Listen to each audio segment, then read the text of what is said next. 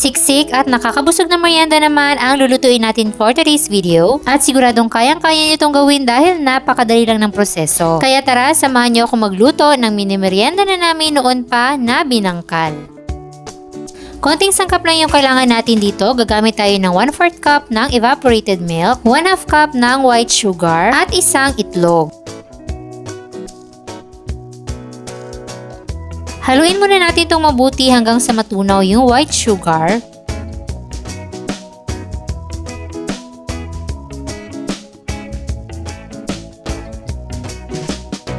At kapag na-dissolve na yung asukal, maglalagay na tayo ng 2 cups ng all-purpose flour.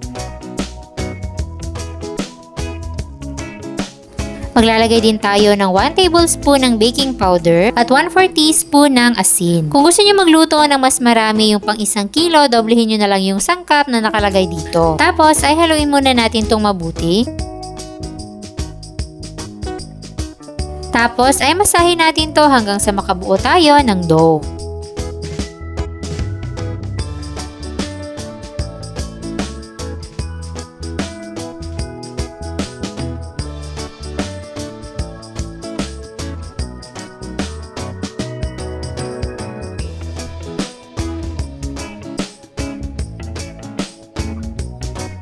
At kapag ganito na yung itsura ng ating dough, pwede na to. Gagamit tayo ng 1 tablespoon para mag-scoop ng mixture para pantay-pantay yung ating binangkal. Then, gagawa tayo ng maliliit na bilog.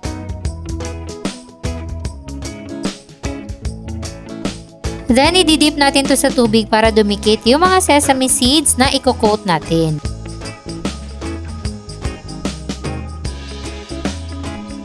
Then, gawa pa tayo ng isa pa.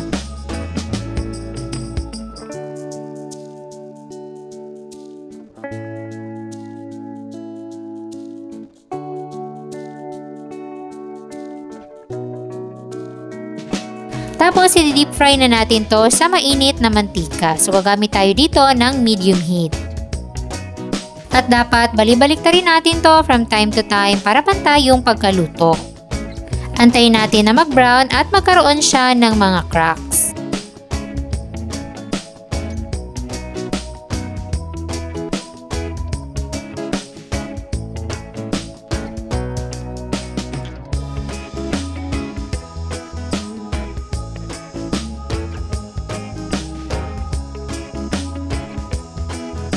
At kapag ganito na golden brown na yung ating mga binangkal, ay pwede na natin yang hanguin.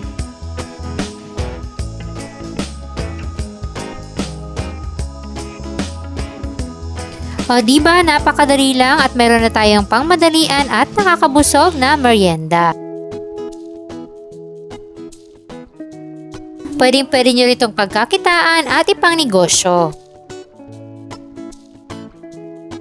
Pwede rin itong pangbaon ng mga kids sa school. Kung gusto nyo rin magluto nito, meron tayong kompletong listahan ng mga sangkap dyan sa baba. Sana'y nagustuhan nyo ang ating recipe for today. Enjoy!